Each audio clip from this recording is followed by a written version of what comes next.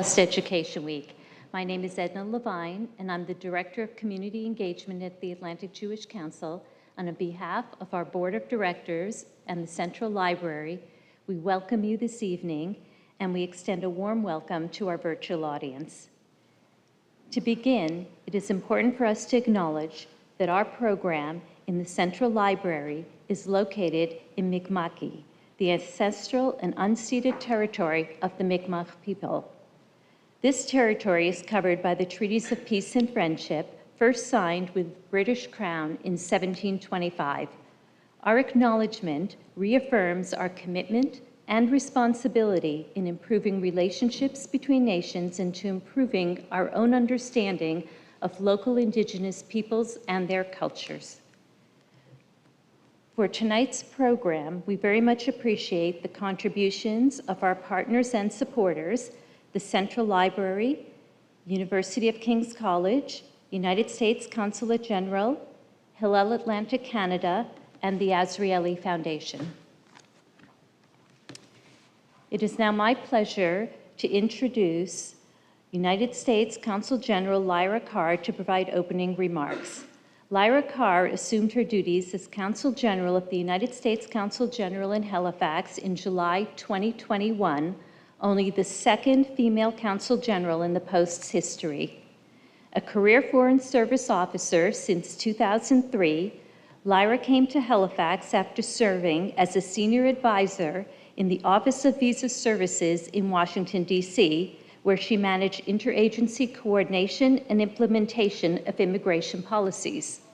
Her overseas assignments included posts at the U.S. embassies in Guatemala, Albania, Afghanistan, Peru, and in the Dominican Republic.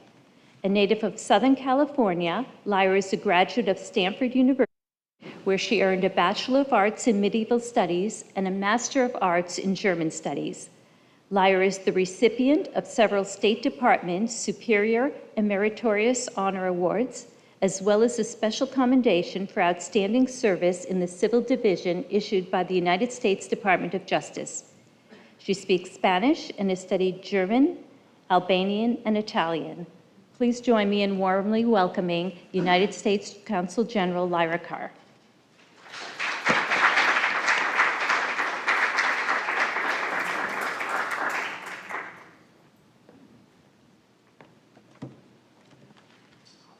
Good evening. Thank you, Edna, for inviting me to join this event. It is deeply meaningful for me to speak to you all as part of tonight's program. I want to applaud the important work of the Atlantic Jewish Council, which is as vital today as it was when it was founded in 1975.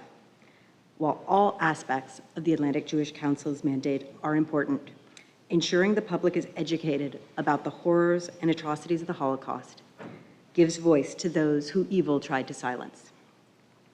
Sharing Holocaust history is critical to ensuring that the historical fact of the Holocaust is made tangible to new generations and that its lessons continue to be taught and understood. We must not forget such evil. Each and every one of us has a moral obligation to educate ourselves on this darkest of humanity's chapters. By doing so, we honor the victims and bear witness for future generations so that we can make real the sacred vow, never again. We must ensure that as the years pass and we lose firsthand witnesses to the horrors of the Holocaust, we all ensure their voices are preserved and continue to be heard by future generations. We must safeguard this testimony so that truth is not permitted to die. The world must never forget. The world must never deny. The world must never downplay the Holocaust. We must remain ever on guard, and we must do far more to teach the lessons of the Holocaust and apply them in our own time.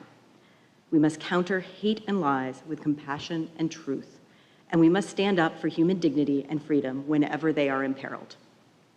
This is not an easy task. I'm here today representing the United States government, but I'm also the mother of 2 young boys. And within my family, we've had many difficult conversations surrounding the Holocaust. I've attempted to educate my sons about these actions of incomprehensible horror, and I'm certain we shall have to discuss it many more times. While it's not easy to speak about an evil chapter of humanity's recent past, to not do so is simply not an option. This work will continue for generations, and as we look around the world, it's clear there is much yet to do. History tells us that rising acts of anti-Semitism around the world are often a harbinger of dangers to come. They foreshadowed trouble not only for Jewish people, but for any potentially marginalized group, and, if left unaddressed, could be a precursor to violence, atrocity, and even genocide. We must all remain vigilant against efforts to rewrite history, and we must protect the facts of the Holocaust.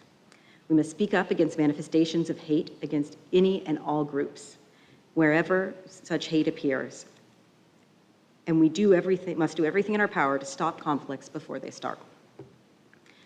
As we begin Holocaust Education Week, I know the Atlantic Jewish Council has organized a robust series of events to mark the occasion. Each event, in its own unique way, gives voice to a choir of remembrance and explanation. Education takes on many forms, and we all can, and in this case, we all must, serve as individual educators. Before introducing our stars of the evening, I'd like to highlight words from President Biden earlier this year. We cannot redeem the past, but on this day, as we mourn humanity's capacity to inflict human cruelty, let us commit to making a better future and to always upholding the fundamental values of justice, equality, and diversity that strengthen free societies. With that, I turn to welcoming our special guests for this event, Menachem Kaiser and Olga Milosevich. Although currently based in New York, Menachem grew up on this side of the border in Toronto. He earned a Bachelor of Arts from Columbia University and a Master's of Fine Arts from the University of Michigan, and was a Fulbright Fellow to Lithuania. His fiction and nonfiction have appeared in the Wall Street Journal, The Atlantic, New York, Balm, Vogue, and many others. And earlier this year, he received the Sammy Rohr Prize for Jewish Literature for the book we're here to talk about tonight, Plunder, a memoir of family property and Nazi treasure. Interviewing Menachem is Olga Milosevich, who studied music at the University and broadcast journalism at the British Columbia Institute of Technology. In 1983, she moved to Halifax for a position with the CBC. While with the public broadcaster, she hosted 2 CBC radio network shows, Weekender and Music Alive, and worked as host and producer of the regional arts show Connections, and produced a daily arts report for Main Street. She retired in 2012, and in November of that year, she received the Queen's Diamond Jubilee Medal from the Lieutenant Governor of Nova Scotia in recognition of her tireless community service. Everyone, please join me in welcoming Menachem and Olga.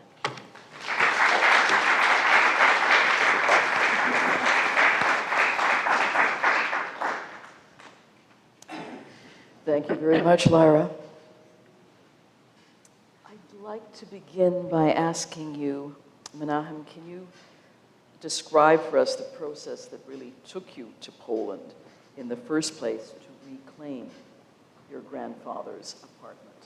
Sure, I'd be glad to, but let me just start by saying how excited I am to be in Canada talking about my book. My book came out in March 2021, and since that time I've done many, many events all over the world, and this is the first time I've had the opportunity and the privilege to speak about it in person in Canada, so I consider this a homecoming of sorts. So I'm really grateful to all the sponsors who brought me out, the institutions, to Edna, to all the organizers, and to everyone who came out, and I guess who's watching it online.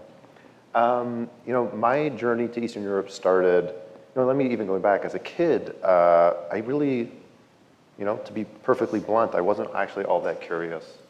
3 of my 4 grandparents were Holocaust survivors, and it was something I knew about, but it was something I didn't really have any curiosity towards. It wasn't something I was reaching towards, I wasn't searching, I wasn't propelled in that direction. I easily could have gone my entire life without having gone to Poland. In 2010, I did a Fulbright to Lithuania, where my family's not from. The way I got there was kind of a mishap.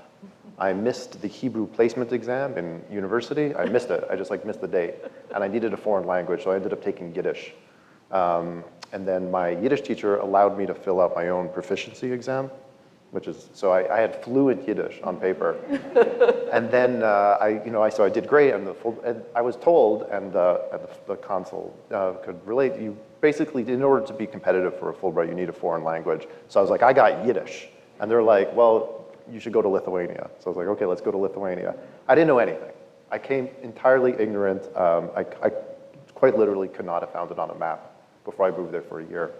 Once I was there, I ended up teaching for the university and doing my own research, and a tour agency reached out to me and said, oh, you're Jewish and you're teaching in the university. Do you want to be the tour guide for the Vilna Ghetto? I said yes, because why would I say yes? Because I was 25-year-old and I didn't care that I didn't know anything.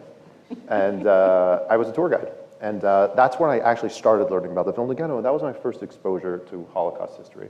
And I found it to be much richer than I had imagined. I grew up in an Orthodox community in Toronto, a sort of robust Holocaust education with commemoration, Yom HaShoah, all that stuff, but I didn't learn anything. I was just, once a year I was taught to be sad, more or less. Once I started living in the ghetto, learning about the ghetto, teaching about it, and I found it to be such like a rich and complicated history, and I was really drawn in. The way I got to Poland is kind of a long and funny story, but basically one day I met a Hasid. It starts with falafel, but we don't have time to talk about how it goes from falafel to the Hasid, but I meet this guy, I meet a Hasid in a bar in Vilnius in March, where you don't meet many Hasidic people, you don't meet many Americans, and he turned out to be the manager, the road manager for the Scorpions, like the German supergroup, Rock You Like a Hurricane, Winds of Change, you guys know? Here I am, rocking like a hurricane. Yeah, and so I ended up I was hanging out with the Scorpions in Vilnius. I took them to karaoke. This is not in the book. I took the Scorpions to karaoke in Vilnius on a Monday night where I begged them to sing their own songs. They did not do it. But Much to your But this Hasidic guy's dad was the chief rabbi of Galicia. Galicia, for those who aren't aware, is a region that no longer exists. And yet it has a chief rabbi. It shows you how the rabbinate could persevere even when the country does not. And so he invited me to come to Krakow for Rosh Hashanah. And so I just went, I really could have gone my entire life to go to Poland. I went to Krakow. The first time I went, I really wasn't, it had nothing to do with my family. I wasn't exploring my roots. But I went, I had a really interesting time. And while I was there, I was like, you know what, I'm in Poland, I should see where my grandparents are from. And so I called my dad, I was like, Dad, do you have any addresses associated with your father, my grandfather? And I'll say my grandfather, who I'm named after, his name was Mayor Menachem Kaiser. He died 8 years before I was born. I didn't know him. I also didn't know pretty much anything about him. He was kind of like a blank. He died when my father was 24, 25, and I certainly didn't know what he went through in the war, and I certainly didn't know what he went through before the war. All I knew is that his entire family had been wiped out. And so I just sort of called him up, and I said, do you have an address? He went through some papers. He spelled out a name for me, an address very carefully, because I couldn't pronounce it. It took me 5 years and a book to be able to pronounce it. It's Malachowskiego. And I went, I saw the building, and I was like, wow. And I sort of had this, what I call a semi-forced sentimental moment. I was like, wow, my grandfather's building. And then I left, and I thought I'd never go back again. But I actually fell in love with Poland. Over the next few years, I really fell in love with the place, and I spent just a huge amount of time there. Every year, I'd go for about 2-3 months. I found it to be, in terms of, if you're interested in sort of Jewish politics and the memory of Jewish politics, Poland is kind of the epicenter. And so I just kept going, and I ended up meeting quite a few people who had done reclamation. And that sort of brings me, that's really kind of the opening of the book, where I said, this might be an interesting way in. These are sort of questions I was interested first on an academic level, and I was like, oh, here maybe is an entrance into sort of tangling with them on a personal level. And I went and hired my lawyer. How did your father and mother react when you announced that this was something that you really wanted to pursue? Complete bemusement. For them, it was it's an interesting generational divide. So, my father is the child of 2 Polish Holocaust survivors, but he completely does not identify as a Pole. Maybe it doesn't sound obvious, but to me, it goes without saying that, of course, he doesn't speak Polish, even though both his parents were native Polish speakers. He does speak Yiddish. My father, it took me, not until my late 20s did I sort of meet other grandchildren of survivors who identified very strongly as grandchildren of survivors. it wasn't really sort of like an active part of my identity. And so like the idea, this notion of generational trauma was foreign to me as a kid because I didn't see it in my father. I will say since then, my siblings have persuaded me that it's there. And so like the needle has moved quite a bit.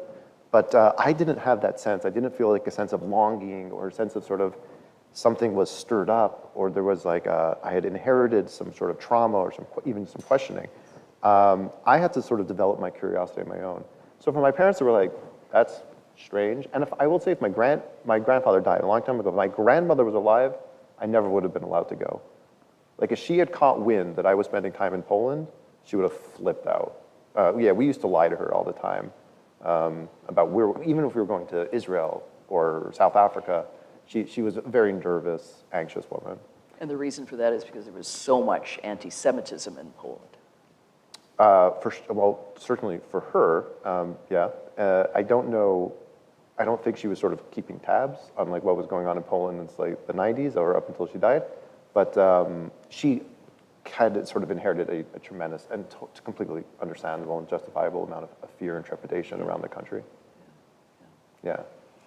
And also with your parents, I'm wondering, they probably just wanted to push all that pain and the memories of what they had heard You know, this behind them, because I do hear that from some people, that the only way to survive is when you come to a new country, push the pain behind you, look forward.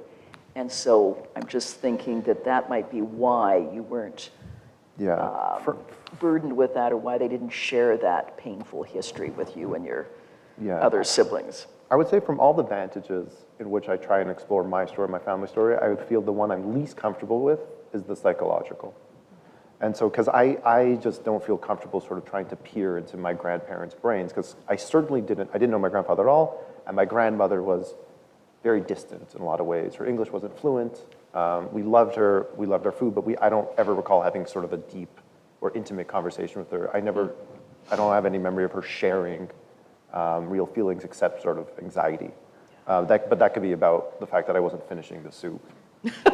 Or like the fact that I was walking home alone. Yeah. And so, but yeah, certainly on some level, my grandparents chose to put it behind them. Mm-hmm. There was like a new start, there was a fresh start. Mm-hmm. My father has no memories of them speaking to him about what they went through the war. Later, a few years before my grandmother died, my sister embarked on a project as a documentary. And that was the first time that my grandmother started sharing her story. And I got, it's interesting, it was like really sort of momentous. My father and his siblings had never heard the story. But some of it was wrong, which is, to me, speaks more to sort of like the underlying emotion rather than the sort of the factual accuracy. But there's certainly what you're saying, there was sort of a hard reset, for sure. Speaking of emotions, what did you experience on an emotional level when you went back to Poland to look into reclaiming the apartment that your grandfather had It's a good question. lived in and owned? Yeah, so I will say for context for those who haven't read the book, in 2015, I began the process of reclaiming an apartment building that belonged to my grandfather. And so this was, it was like not really known in my family, no one had really looked into it, but I hired a lawyer and we began sort of the legal process of trying to reclaim ownership of this property. My sort of emotions about it were complicated, I would say. So, you have to remember that I had been going to Poland for about 5 years at the point. So I was sort of very comfortable there. I spent a lot of time. And there was something I felt, I would say like the most sentimental version of this is that I felt at the time that I was really sort of meeting my grandfather for the first time. And so like, what happened was that my father had sent me these like just pages and pages of what he had in a drawer that no one had looked at in 30 years. And again, I had no memories of my grandfather. I had no impression of him. I had no sense of who he was or his identity or what he stood for. And so when my father sent me all these pages, and they were a mess. They were in like 4 languages with translations and translations of translations. And I spent all night and I kind of sorted it out and I built out a narrative. And I saw for the first time, I saw his frustration. And frustration is sort of like a perch for imagination. I had something to hang, I could imagine him, I could project. And I feel like in some sort of way I could enter into a kind of sentimental conversation with them.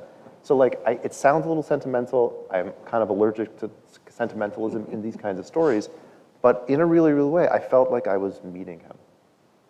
I was like, oh, here he is, and I see him through his frustration.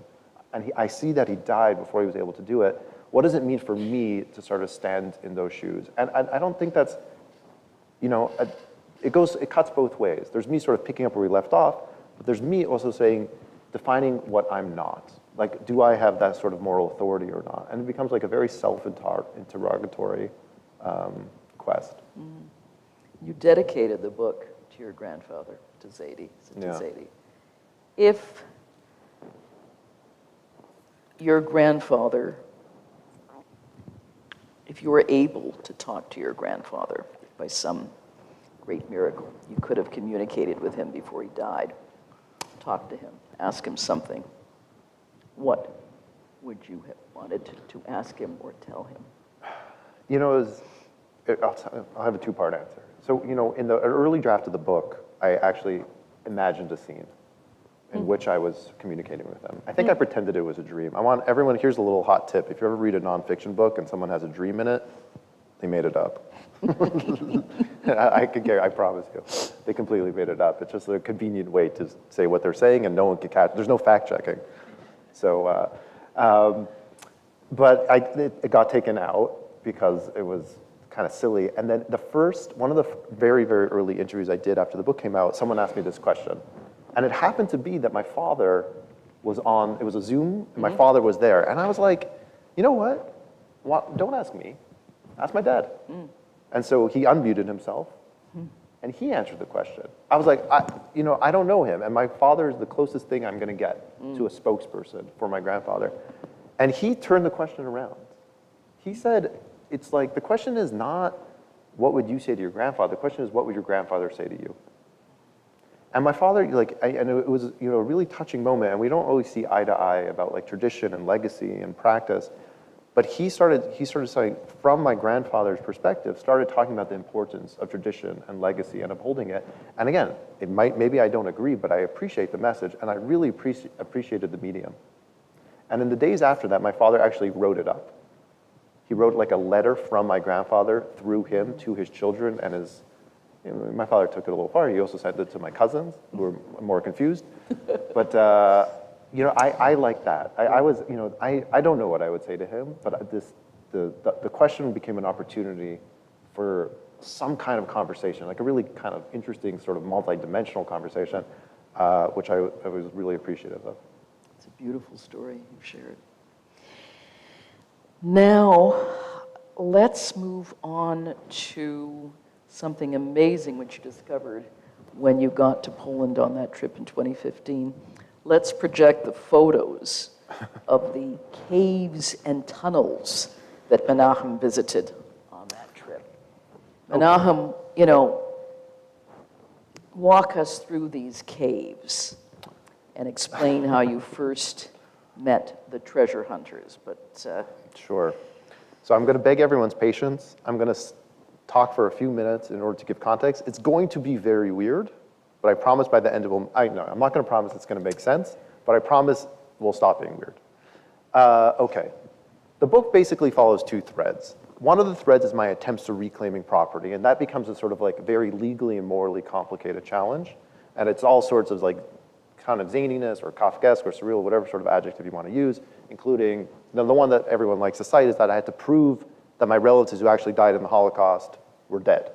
That actually became the biggest legal hurdle. I went to court, I testified, I appealed, I almost appealed to the Supreme Court of Poland that my relatives who died in the Holocaust, who were born in 1888, were actually dead. Fine. But also, twist, maybe it was my fault that I couldn't do it. You know, it was whatever. The second thread of the book follows treasure hunters. And so let me explain how this happened. In the summer of 2015, so right when my reclamation efforts were starting to pick up, there was a big story in the news, which was that these two so-called treasure hunters announced to the world that they had found something called the Golden Train. Does anyone remember this? Yeah, so to give some context, the Golden Train is a legend, an ostensible legend, that towards the end of the war, a train was full was filled with looted Nazi gold and left from Breslau, which is now Wrocław, which was then in Germany, went west towards Berlin, was for whatever reason was diverted, and was parked inside of a mountain and hidden. Now, according to legend, it was like left there, and maybe the Germans were going to come back after the war, but whatever. According to legend, there was a train full of 44 chests full of gold hidden inside of a mountain. Ever since the war, people or treasure hunters have gone looking for this train. And it's a very sort of old legend in Silesia, which is the southwest region in Poland. 2015 comes along, and 2 treasure hunters say, we found it. And for really interesting and kind of complicated reasons, the whole world believes them. And so you have the New York Times, you have the New Yorker, you have BBC, Sky News, Fox, ABC, CNN. They all descend onto this little village called Wałbrzych and be like, where's the train? And you have months of coverage of the train. At the time, I was doing my MFA in fiction writing at the University of Michigan, and I was reading all this, and at that time, I'd been spending about 5-6 years in Poland. I was, all my research, everything I was doing in Poland was kind of grayscale. It was sort of like, I was doing a lot of sort of camps or memorials or ghettos, and I'm reading about this train and treasure and these treasure hunters and something about tunnels, which I didn't understand. And I was like, what on earth? I was like, this is like sexy. This is sexy and exciting stuff. I've never heard about this. And at the time, I was writing a novel that took place in Poland, and I was like, you know what? This golden train would be an amazing set piece for a novel. Amazing. And so I read through all the articles, and one name kept coming up, a woman named Joanna Lamparska, who is sort of like a local historian author.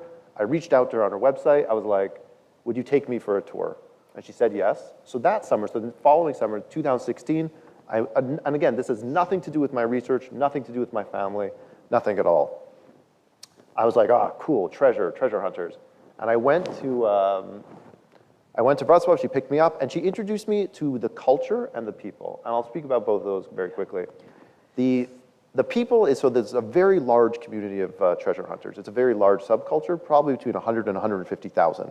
And this includes guys who are going out with like metal detectors on the weekends. They go beep, beep, beep, beep, beep. And on the other end of the spectrum, you have like very sophisticated expedition groups with like very fancy equipment like LiDAR or radar or magnetometers. And just an enormous amount. So Joanna introduced me to them. And then there's the culture of mystery, I'd call it, which is big. It's not quite mystery, it's not quite treasure. I would call it more like answers. They're very interested, like what happened here? So they're very interested in infrastructure projects or things that are kind of mysterious and weird, which is a lot of Nazi infrastructure. And at the center of this mystery is something called Project Riza. And so these are these tunnels. So are we cycling back and forth, Adam? How does it work? Yeah. And so stop here, go back for a second. To give you a sense of scale, so none of these tunnels were finished. We have 7 of them, which surround Owl Mountain in Silesia. None of them are completed, but the ones closest to completion are staggeringly huge in scale. So this one, it's hard to see at this resolution, but from where the photographer is standing to where that little yellow, you see that little yellow wall? It's something like 200 meters. And so these things are square kilometers in size. They're like multi-level. They're basically subterranean neighborhoods. If you go to the next one. Okay, we'll come back to that one. And so this is one that's open to, so 3 or 4 of them now are open to the public. You come to sort of like a national park, you get a tour. It's sort of really bewildering to behold. The first one I went to, if you go back, no, next, also next. Yeah, this is the first one I went to. So Joanne, this is actually from the time, this photo was taken the first time I went in. This is the smallest one. Those A-frames are original. So those are from before the war, from during the war. And this one is like, it's just like dark hole in the mountain. And so what makes they're very bewildering to behold just in terms of scale, but what makes them like truly mysterious and truly enigmatic is that there is basically no documentation as to what they were used for. Mm-hmm. And so what has happened is around these tunnels have accreted like a culture of mystery, of like true and conspiracy theories and all sorts of crazy shenanigans.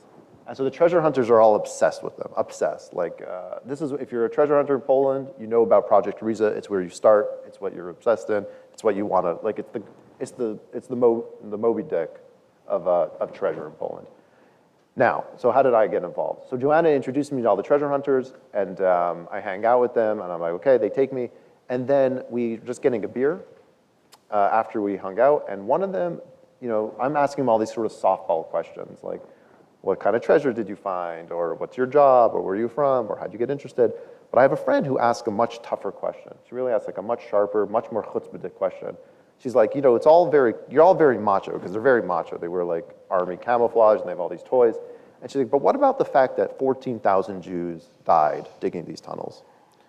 And sort of it took their breath away for a second, and it all had to be translated, but they very quickly got very defensive. They started speaking very animatedly in Polish, which I don't speak. So I was sort of waiting for Joanna, who's also acting as my translator. And so they start speaking very, very quickly in Polish, and all of a sudden, inside the Polish, I started hearing my last name. I hear it once, you sort of ignore it, you hear it a second time, then a third time, you're like, what's going on? Who's that? So eventually I stop them, and I say, who are you talking about? And they tell me, oh, we're talking about Menachem Kaiser. And they say, one of the greatest people to have come out of the war, Jew or Pole. I was like, okay, tell me the story. So Menachem Kaiser was one of those slave laborers who kept a diary.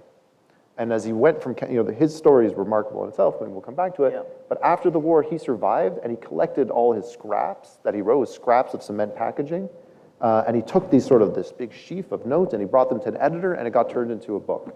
And it was published in Poland in the early 1960s. That book, because there is no primary documentation, has become a kind of source text for the treasure hunters, and they all are obsessed with it. Later, I'd come to meet treasure hunters who've read it 40 times, or who follow the pilgrimage of site to site. And,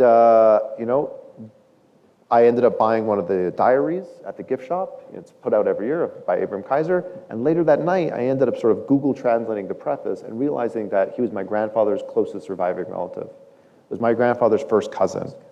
And the treasure hunters found out about that, and I became a huge celebrity among the treasure hunter community. And so for the next few years, I ended up spending just an enormous amount of time with the treasure hunters, that is my very long-winded way of describing the book. It's these two threads, reclaiming property and hanging out with treasure hunters.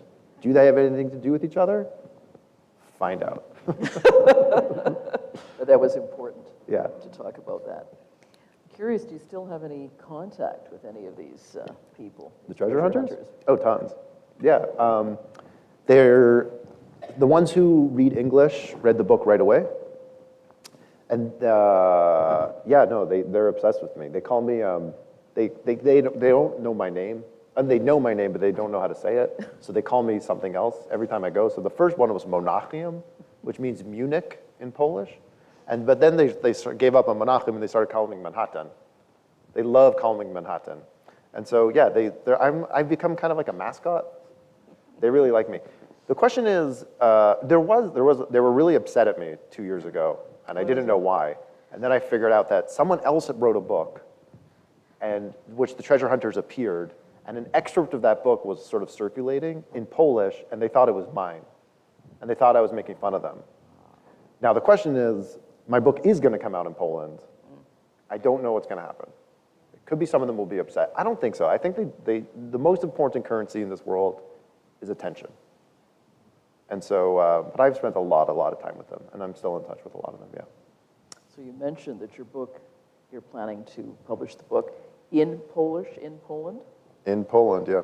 Wow. The bigger danger there is that I committed perjury in court. I don't mind this. I admit it in the book. I felt like people were like, whoa.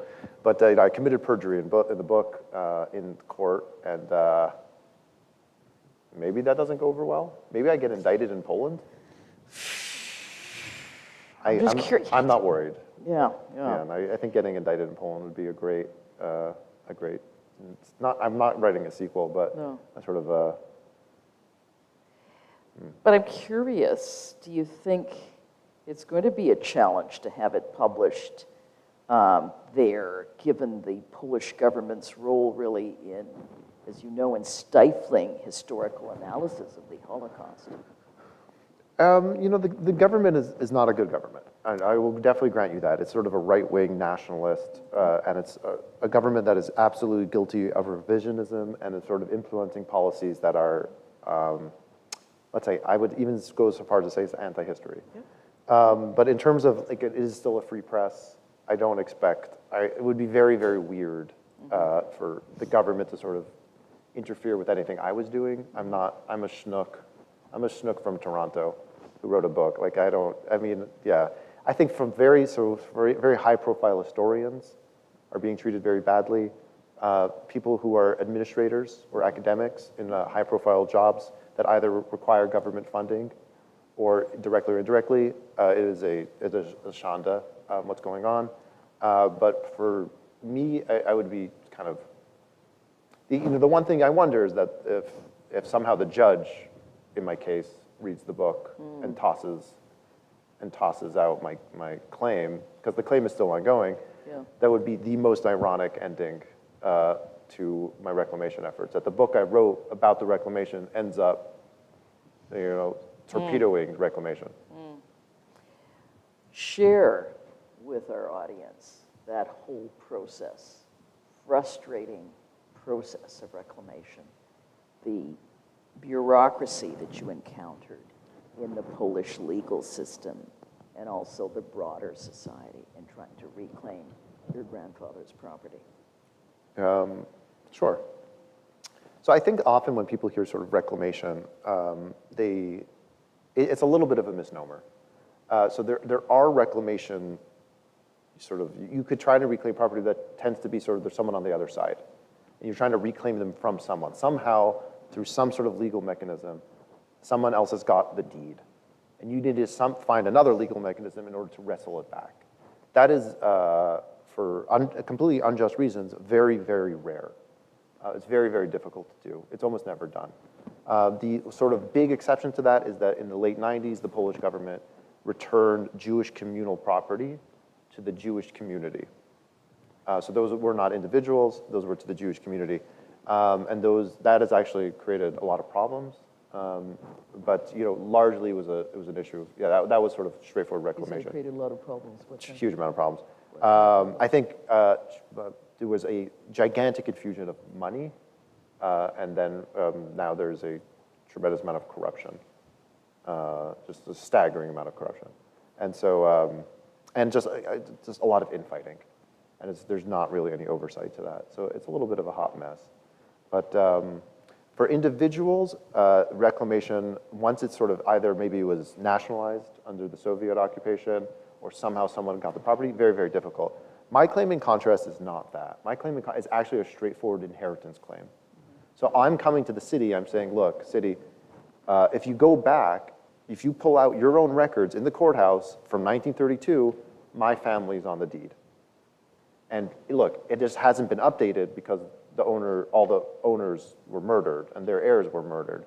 So I'm asking you, city, number one, to update the registry, and number two, just to recognize the basic lines of inheritance. I'm not asking for special treatment. I'm not sort of appealing to, with a special law, anything of the sort. And so that's the reclamation process for the book, and even till now, is doing these two steps. Getting that registry updated and sort of asserting the lines of inheritance. I assumed the lines of inheritance would have been really straightforward but that ended up being actually really tricky because the court kept denying that my relatives who died in the Holocaust were dead. Totally absurd. Yeah, it was absurd. Mind-boggling. But I also want to temper that a little bit because I think it's a horror. If you go, what would happen in Canada, for example, if someone disappeared in 1940, and they're dead, they are dead. Realistically, they're dead in the real world. Yet there still needs to be a death certificate of some sort. And so there has to be some sort of mechanism in order to sort of get the court to recognize the death. So there's no way of avoiding a bureaucratic sort of process. Now, where I think the sort of, where it becomes a little bit unjust is that they make it more complicated than it has to be. But it turns out there's three kinds of death recognitions in the Polish court. We did the wrong one. So you're like, it's it's somewhere between an administrative error on my lawyer's part and the judge was being a real stickler for the rules. But when someone's a stickler for the rules, you're like, how do you interpret that? Is it lack of generosity? Is it like being a real tuchus? Or is it someone just being a stickler for the rules? these things get sort of very murky. Yeah. But you appealed. I- Tried we- to go to the sort of the higher court. And Yeah. You still. were No, not we successful. appealed. We lost the appeal. Once we lost the appeal, I sort of lost my mind because I was like, what's happening here? But then I realized that we filed the wrong death recognition. So we refiled the death recognition and then did get it. I remember the day I went to my father. I was like, Dad, guess what? Your great-grandfather is dead, Mazel Tov.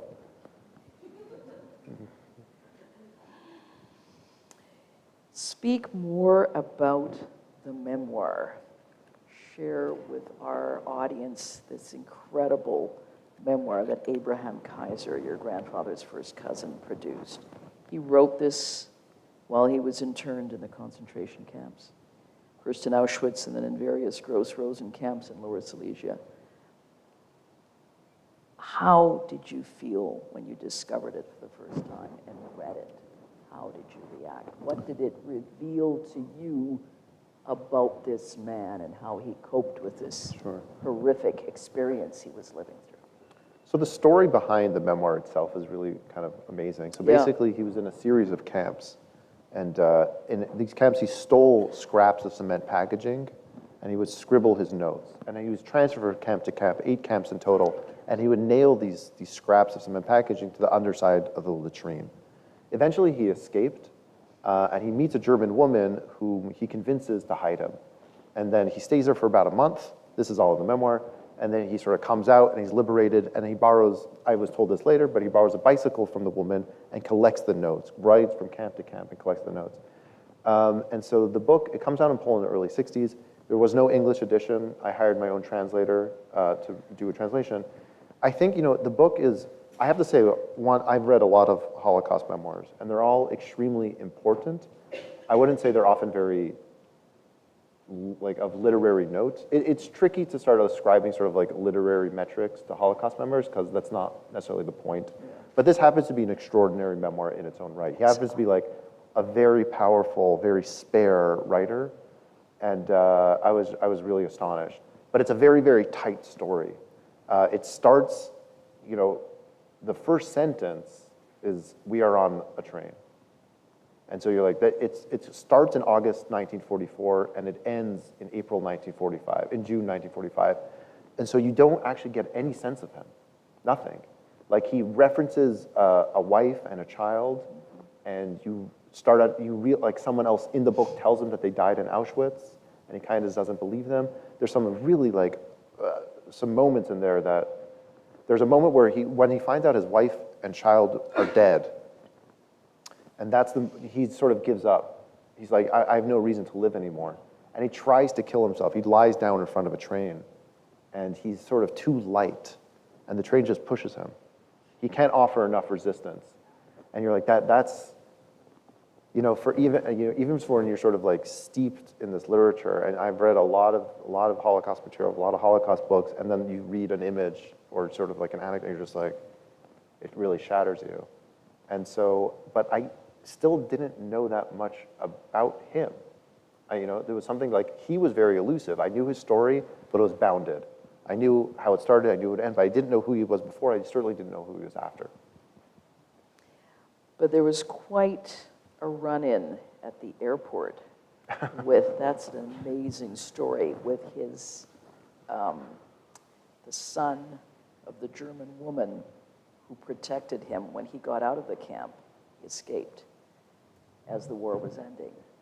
That's an extraordinary story about it. Yeah. Just share with us what this German woman did, risking her life, and then how you ran into the son of this woman and learned a lot more about that whole part of his life. This was this was my real treasure. This is a story I didn't know even when I sold the book, I didn't know about this. I found this out sort of in the middle, and this is like, there's a whole chapter on it, and for me, it was like the real sort of gift. The short version is, he was, the woman who saved him was entered into the Yad Vashem, the righteous among the Gentiles, Yad Vashem. I learned about that. I flew to Israel to meet, and then I found out about his family. He has his wife and child were murdered, but he got remarried, didn't have any more kids, but he had a sister and a brother. both of whom have their own remarkable stories. They left Poland before the war. I met their kids, and I've learned more about him in Israel. And Israel is really interesting because he's basically forgotten. He's like, no, his book was out of print almost immediately. His grave is unvisited. He doesn't have any children. A few people remember him, but they're rapidly dwindling. And so he's like a forgotten legacy, in contrast to Poland, where he is a celebrated legacy among treasure hunters. And so, but they referenced me, they're like, you know, the children of the woman who saved him are still alive. So I flew to Germany, and I met these kids. And these kids were alive in the war. And they told me, they filled in the story for me. And I realized that there was always a gap, because I didn't know what Abraham had done from after the war till about 1947, 1948. I didn't know, it didn't make sense, because I knew he was in Poland, and I knew he went to Israel in 47, 48, but I was like, what was he doing that year, 2 years, 3 years? And so the children of the woman who saved him, her name was Gertrude, she's not mentioned in the memoir, they filled in, and they were like, oh, it wasn't just a story of salvation, it was a story of love. They actually fell in love. And he stayed with her after the war, and they were romantic, or she had a husband, and so there was like this sort of ultimate irony that only history could provide, like fiction couldn't even do it, that her husband, who's a German soldier, was killed. He was in service while she was hiding Abraham. He died one day before the British forces liberated, I think it was Padua, and but she didn't know. She didn't know she didn't get the official notice until 1999, actually, I think. Yeah, but I guess they figured it out before then, I imagine. But they fell in love, and when I met the kids were all alive, they have clear memories, and they referred to him as a father figure. And one of them looked at his photo, which is like the photo that he told me that the mother had it on her wall for 40 years. You know, she never got remarried. She never had another love interest. And one of the children looked at it and talked to it. She talked to the photo, and she said, why did you leave us? And so there was like there's so many, we talk about the war, we talk about all the tragic stories, and then sometimes the stories in the wake of the war and the tragedies there, just how much disruption there was.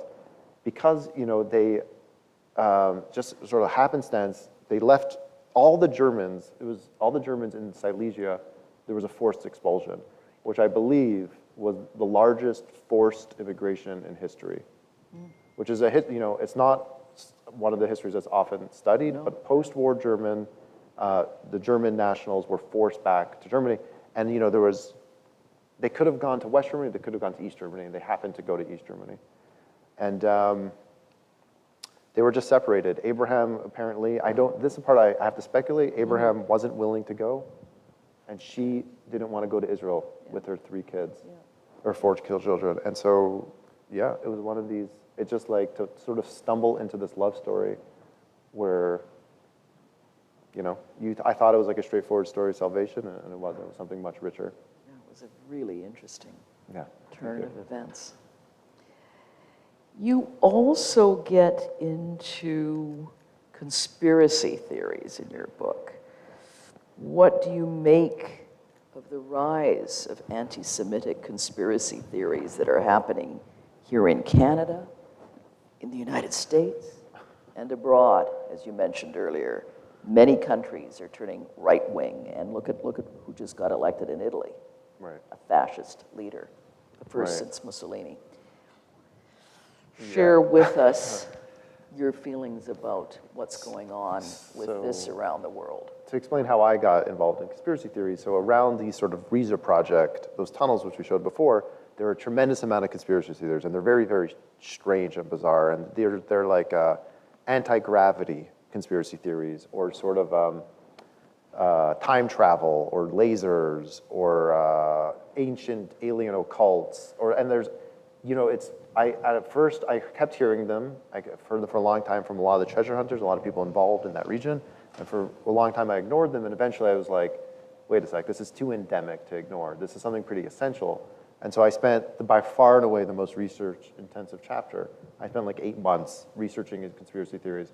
And I don't know if you've tried researching conspiracy theories. It is the most exhausting thing in the world. Read a 450-page book about anti-gravity. It's really, and like, it just blows your mind. And so I don't necessarily have a comment. Like, I'm not an authority. on like to comment on like current day conspiracy theories. But the one thing that I took out of that is that even conspiracy theories that seem on the surface to be very trivial or laughable. So I talk about anti-gravity as a great example. You know, anti-gravity is like, ha, ha, ha, who believes in anti-gravity? But almost inevitably, when you start scratching, they have a very, very pernicious sort of substructure. Often when even the adherents aren't aware of, and they come like, why is anti-gravity an anti-Semitic conspiracy theory? Why? But it inevitably is that the Nazis came up with like anti-gravity technology. They used anti-gravity technology. The Jews messed it up. They undermined it, and now there's like a huge international cabal of corporations and bankers making sure we don't know about true physics. And like the lesson I took out was there's sort of anti-Semitic conspiracy theories which are really blatantly and overtly anti-Semitic or racist or whatever it is. And then there's other conspiracy theories which are much more sort of subtly pernicious in that they start sort of rebalancing like the morality. And so the World War II is just a great example. Like, you know, let's talk about World War II from anti-gravity angle. Okay. But like what you're actually doing, you're saying like World War II is about technology.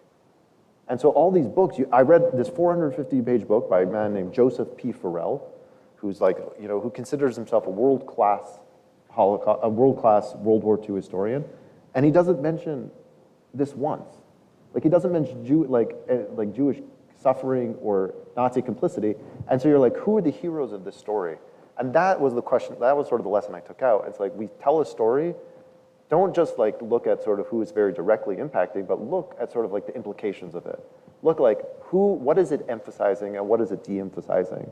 And sort of what things get obfuscated and put out of the way, and then we ask ourselves a deeper question of like, when we tell our histories, what are we trying to illuminate? Yeah.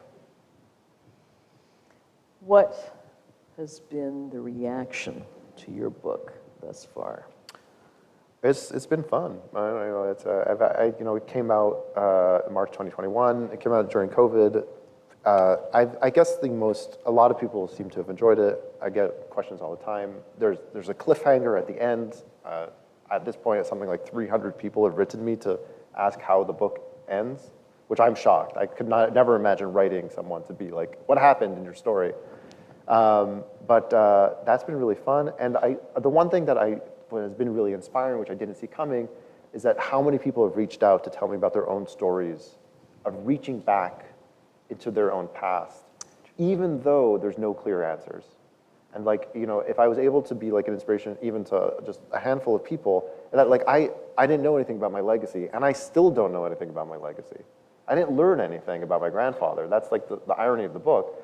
And yet there's something really, really valuable about pushing on it, about pushing until something breaks, and something will happen. Something will get weird, it will get strange, it will get magical, even if you don't get answers.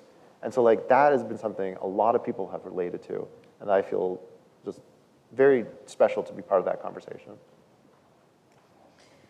Is that what you want readers? What is it that you want readers to take away from this book? What are you hoping? What is the message That's here? not my job. It's not your Yeah, that's not my job. Readers, if they want to use it as a footstool, that's fine. If they want to use it as a weapon, that's cool. And if they want to use it like to go to sleep, when I didn't write it, I don't sort of have that. Who am I? You know, no one should look to me as like any sort of moral lesson. I try to tell my stories honestly as possible. And if, you know, people are able to take lessons from that, I'm just so happy to be part of that conversation. If people want to read my book in order to be sort of amused, honestly, that's fine. I've been the most interested in people who've hated my book. That's been the most interesting for me. Tell us about that. So like, there's been a that. few Polish nationalists. Oh my God, one of them accused me of, the term is so good. It was like, he basically accused me of caring about Jews, which was kind of funny. But the term was remarkable. I forgot what it was, but it was really funny. And then a few Jewish people, which I found really interesting. Like 3 or 4, because I'm sure lots of people didn't like my book, but they just didn't care enough to write me. But some people did take the time to write me. And their issue was that they couldn't relate to me, which I found really interesting. That is.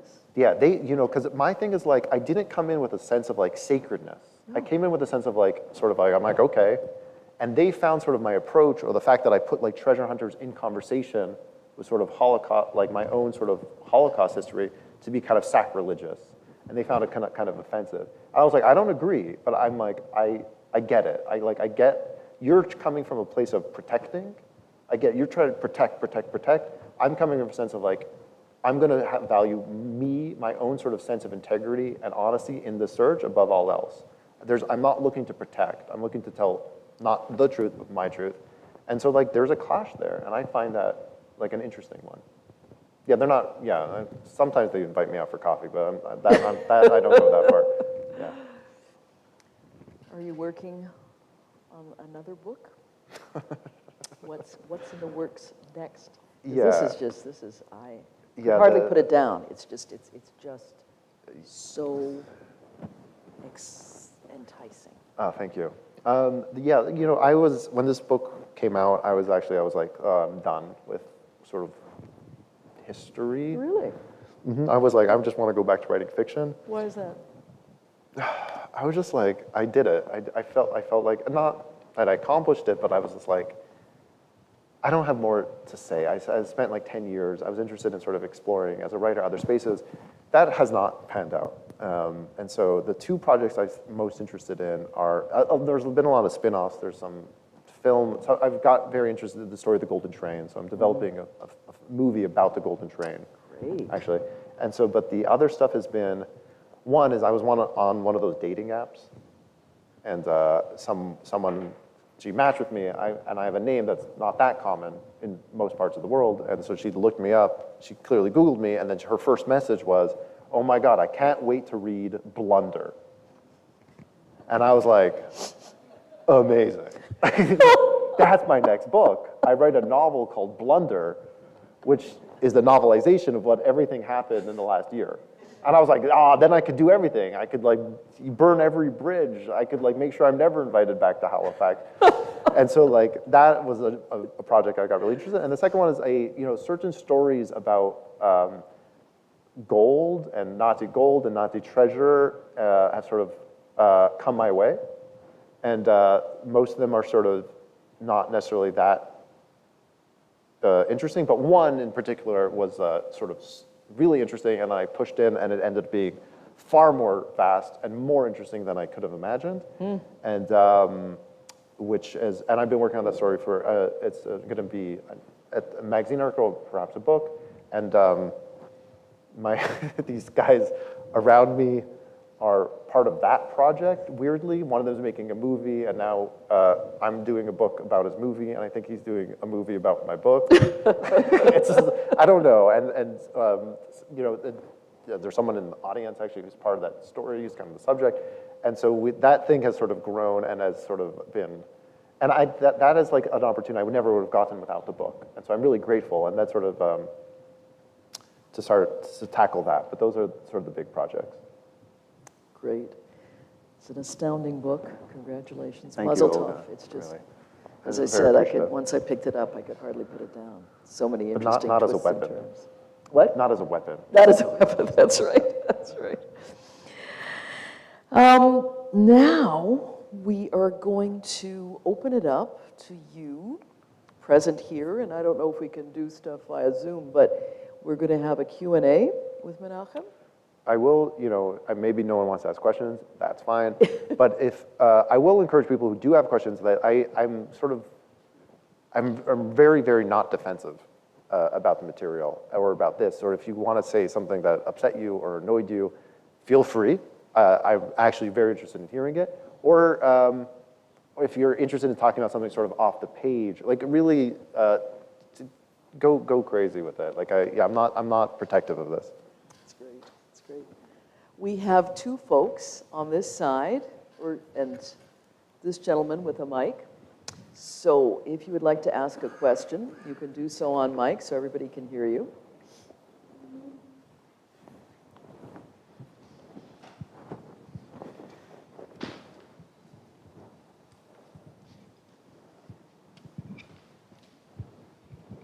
Thank you, and thank you for a fascinating interview and about your book. It's really, I feel like I've just got a sense of it, but not a whole picture of what you were trying to do. And one of those pictures is the whole issue of inheritance and family property. I think that, and maybe I misunderstood what you said, but I didn't think you really fully explained what you were hoping to do with it. Sorry?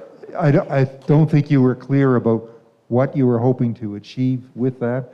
Were you Yeah. hoping to lead to another series of discussions and further explorations? And what does that have to do with Nazi treasure? I guess that's the other thing. I was wondering about. So, if I understand correctly, the question is what are my sort of goals Yeah, in that's terms right. of an Yeah, inheritance? That's right, yeah.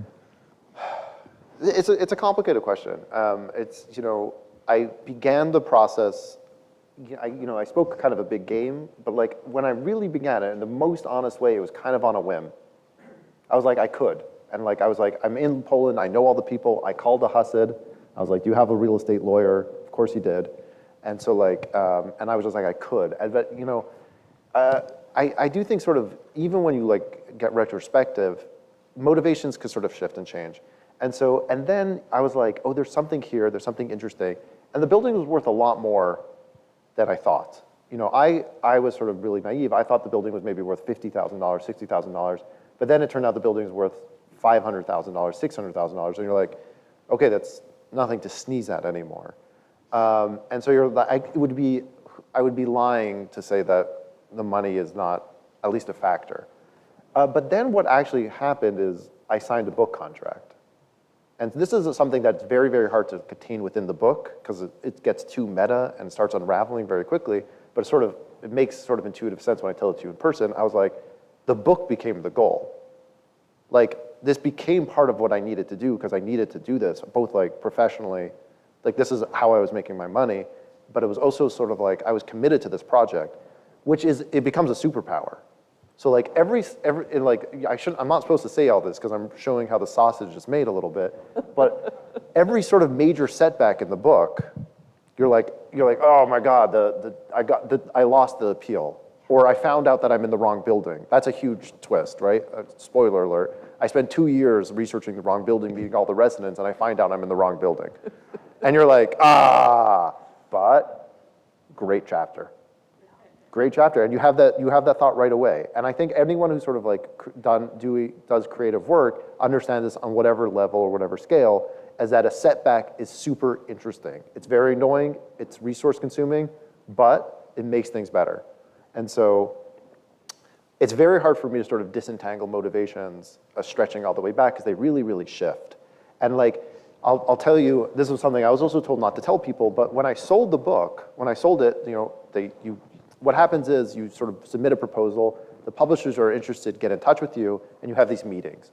Every single publisher who's interested asked me the same question. They're like, are you gonna get the building back? I was like, of course I'm getting the building back. 8 months tops. Because that's what I thought at the time. That was in 2017. And I sold the book, and one of the publishers bought the book, and I was like, the outline was, I'm gonna get the building back, that's gonna be my last chapter, it's gonna be amazing. Me and my dad are gonna go and have this incredible sentimental moment, and you could just see the fireworks. Then, like 10 months later, a year later, I was like, oh my God, I'm not getting the building back. And I had this I was so anxious, because I had to break the news to my editor in this way that like sort of you would tell someone you were cheating, like a significant other, you're like, listen, I kind of messed up, I kind of lied. But it was really a gift in disguise because it really, again, it forced me to interrogate my own motivations, which were much more complicated. I think there was like a sort of preset narrative here. You try and get a building back, you get it back, you win. It's sort of a triumphant reclamation. But I was like, okay, what am I actually doing? Is it for me? Is it for my grandfather? How do I stand with him? What is that conversation? Like, does that moral authority transfer? All these, like, this whole host of questions that wouldn't have come up unless I failed. And so I see this book actually as a series of failures. And less than a story, it's not a linear arc. My book is like outrageously non-linear. Like a student who read it wrote to me and they're like, I tried to date everything. I was like, good luck. There's no way. Because like, I was like, that's not the story I'm telling. I'm not going from A to B. I'm doing something, I'm doing A and then sub A and then sub A. And to me, like that's what I like to read and like how I like to think. And so, yeah, motivations are, it's a hard thing to trace. Sure. Hi. I bought the book yesterday, and I was intending to read maybe 50 pages before coming here tonight. Can you speak up a bit? I can't hear you. I bought the book yesterday, and I was intending to read 50 or 100 pages coming tonight to be prepared a little bit, and like Olga, I could not put it down. So I finished it today. So thank you for entertaining me today. One of the things that I found very striking in the book was the questions that you asked yourself about your impact upon the occupants, tenants, maybe. I'm not sure what the right word is in their life experience with respect to the buildings at issue. And I'm curious, in the course of time, since your grandfather actually physically was there and owned and operated it, how did these buildings, who did they pay rent to, or how did they operate it? Yeah. And I'm just curious, like, how that played into your own debates as to your role in this. Sure. The one thing to keep in mind is that Poland, like many of these other countries, were under Soviet rule for 50 years. And so the concept of private property was either suspended or like semi-suspended. So it's very hard to sort of do like a clean property, like a sort of the life of a property. It's very hard to do straight from war to now, because the Soviet times is just completely different. But in 1989, 1990, 1991, there was a very concerted effort to sort of actually sort of bureaucratically connect, pre-war to now. And so like all those private properties were sort of instituted. In Poland, I'm actually less familiar with other countries, but in Poland there's so much property that is like what's called technically ownerless, because there's no one who could buy the property because the person who could sell the property is dead. And either all the heirs are dead or they're gone and no one's reclaiming it. And so these buildings, my own particular building, the city refused to give us documentation for a very long time, but now we do have, only in the last few months, we do have confirmation that it's basically like this, is that it basically, the city manages it, and so maybe for subsidized rent. And some of these buildings, after a long enough time, they sort of form a co-op. And they buy it or somehow sort of procure it from the city. And so, but a lot of these things are really opaque. They depend on the city. But there's a big difference in terms of big city buildings and smaller city, just because of the value. And so you have places, especially in Warsaw. Warsaw has its own jurisdiction, has done its own laws. Those got a lot of attention. There was a lot of activism around that, because they basically tried to be like, get in your claims now over the next 12 months or you're done. And so like Jewish reclamation in Warsaw has been a very, very hot button issue over the last few years. In other places like Krakow, where a building could be worth, I know someone who got a building back, it's worth $10 million. And so just like sort of the legal fight is gonna be on a completely different scale. And so like they didn't hire my lawyer. Let's put it like that. And so, yeah, those things are all going to like impact us, like how the sort of the politics of it. But it tends to get pretty complicated, and like I don't honestly know a lot of it, but they could be very local politics as well.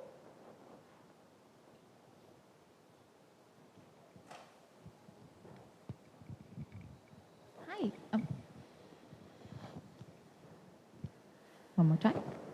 Can you hear me? Okay. Yeah. At the top of the interview, you were talking about how you didn't have much of a emotional connection to your family's history, and how there was a time of year where you were just kind of expected to feel sad and you didn't really have that emotional connection there. Yeah. And I was wondering if you could speak to, after this journey of finding out all of this family history and writing this book, if that has changed for you at all.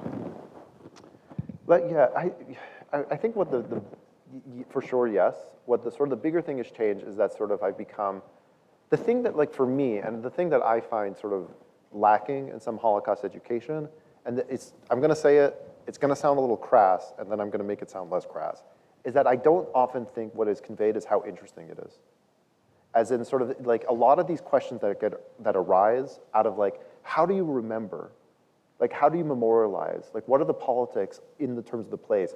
How do you, like, once I moved to Eastern Europe, and I was like, the basic question, how do you construct a memorial? Well, what does it look like? Where does it go? What language is it in? Like, what should it be? What is art related to the Holocaust? What is literature related to the Holocaust? These are all questions that, like, I was never exposed to as a kid. And that was my entry in. Like, maybe I'm just sort of like a weird, heartless robot, and like I have the hooks are going to be, for me, intellectual. But like, that was the way I was able to relate. I was able to relate, these questions like are much richer and more complex than I sort of understood as a child. And so, and then I was like, what does it mean to commemorate? And sort of like, how do you pass that down? What does it mean for me versus my parents or my children? Like, all these, to me, those are very fine and complicated questions that will get answered not through sort of pure history, but some combination of art, history, literature, memorials, museums, and like that was sort of my entry in, but that's like, I only sort of started learning that once I moved to Eastern Europe. In terms of the book, the relationship changes because I feel like I wrote, on a very, very personal level, my book functions as kind of a love letter to my family, even though they don't all see it like that. But it doesn't matter. A love letter doesn't have to be requited, you know? And so like, yeah, I was like, I don't have answers, I don't have resolution, I don't offer catharsis, but here it is. Here's what I did. Here's what I did, and I organized it for you. Or I tried. I tried to make it make sense for me, and therefore for you. And so I was like, that's a different kind of relationship to legacy for sure. And like, that's what on the most personal level, that's what I'm most grateful for in terms of my book.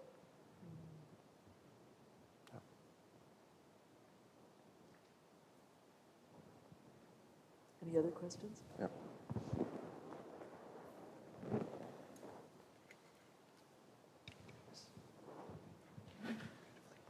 Hi, Menachem. I love your book. It's so great. Oh. I have to say, this is usually when people are asking questions, people are like, the way they start, they're like, I haven't read your book, and they don't even say yet, which is just like say yet. It's so much nicer. Don't read it, but here people are like, I read your book. I'm like, oh wow. I've read it twice, actually. So I haven't read it 3 times yet. Yeah. I'm so interested in family history and how you collected things, and I Can you say one more time? I said I'm so interested in how you wrote it and how you constructed family history and so on.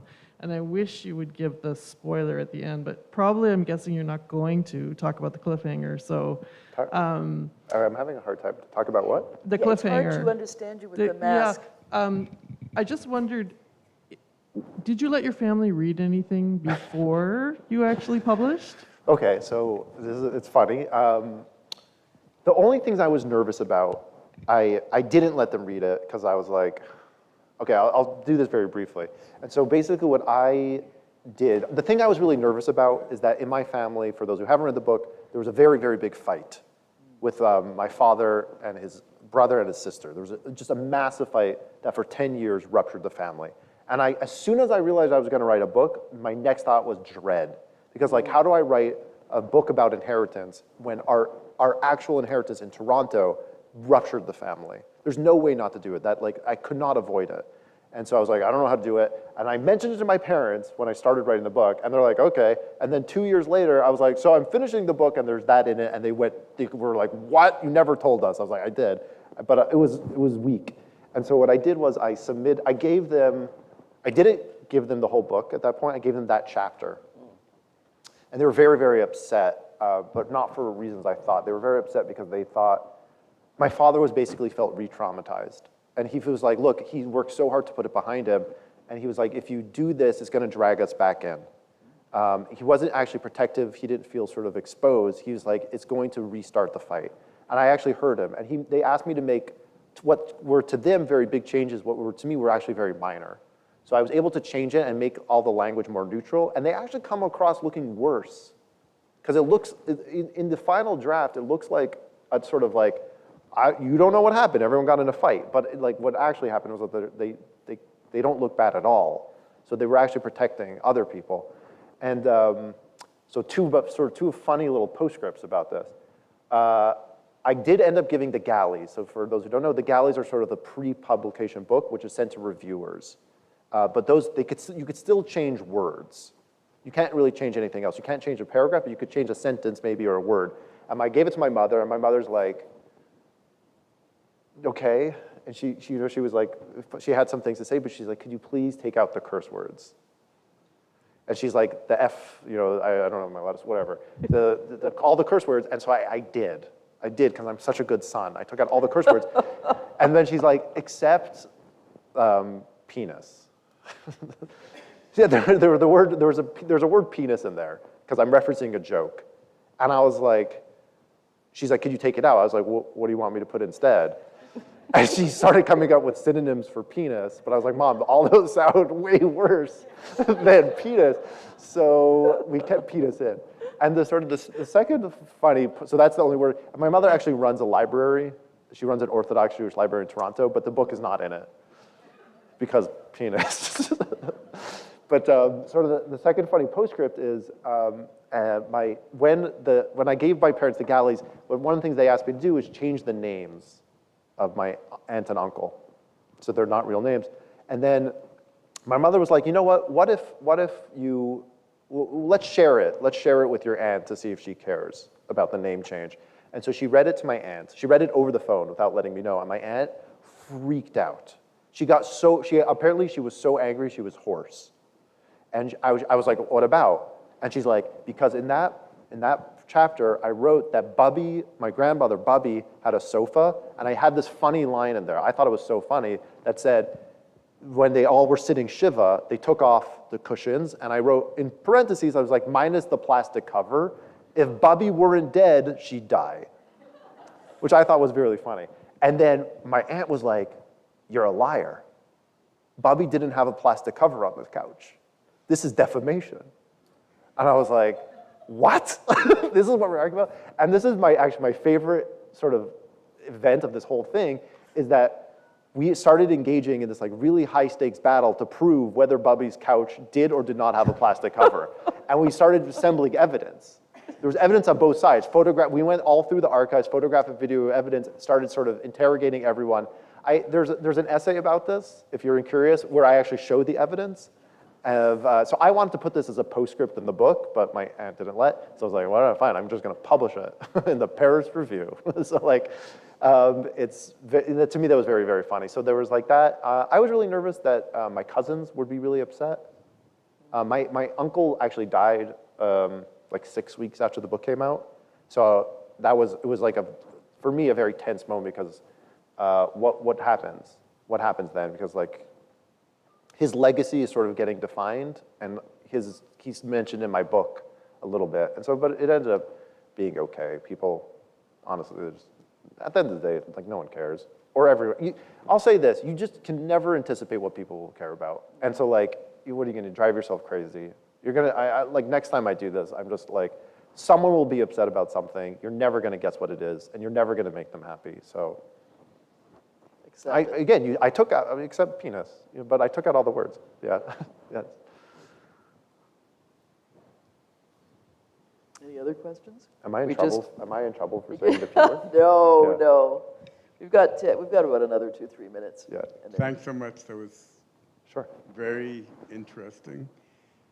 And I just wonder if you've thought of narratives about the Holocaust that you thought might influence people who today feel comfortable oppressing other people and getting engaged in the same types of activities that preceded the Holocaust. Could you reformulate it? I don't. Yeah, I guess what I'm saying is that when we say never again, we think that there's some lessons. And obviously, there haven't been lessons that have been well learned around the world. And as an author and as a creative person, I just wondered whether you'd thought of some way of narrating Holocaust stories that may have an influence on people who today behave the way people in Europe behaved pre-Holocaust. And I imagine the answer is no, but I was just hoping it might be yes, and I thought you might be one of a small number of people who might have considered that. I think it's true. I think the answer is yes, and I feel sort of, even though I wrote a book, I feel unqualified. As because I don't know, as in like there's a certain sort of activism that's required, a certain sort of deliberation, and I think that's where sort of, honestly, I could do what I could do, which is kind of limited, and then sort of institutions and organizations and museums and the Israeli and like Holocaust education centers can be so important. I think for the last 19 months, I've spoken at this point, it's hundreds of like organizations and shuls. And so to me, I've like sort of I've gotten a tour of like, I would say the cultural infrastructure in the Jewish world, and it's remarkable. And like they're not sticking, a lot of them, I was sort of cynical a little bit before of like, once a year they make you sad. And they do. But like also there's a tremendous amount of education, and there's piggybacking, and there's understanding sort of like source material as like the starts of conversations, not the ends of conversations. I've seen a huge rise in interdisciplinary work, which I think is like really, really wonderful, of bringing in sort of like Holocaust work in conversation with something going on today, of like two people from completely different backgrounds, bringing them into conversation, drawing lessons together. And so like I don't want to say like I don't have responsibility. I think we all have responsibility, but I do see sort of work being done by institutions like this one to be, like, where are we now? Like that sign that was up before, you have the Pier 21, the Israeli Foundation, which is a Holocaust memoir program, the Halifax Library, and I'm omitting the other ones because I don't remember them, but I'm sure they do great work. But and so that's the thing I would look towards, and that's the thing I would donate money to. Like if I was interested, I am interested in sort of Holocaust education and towards like contemporary times, I would put my money. I wouldn't give my money to my friend writing the book. I'd give my money to the institution that would figure out how to talk about it.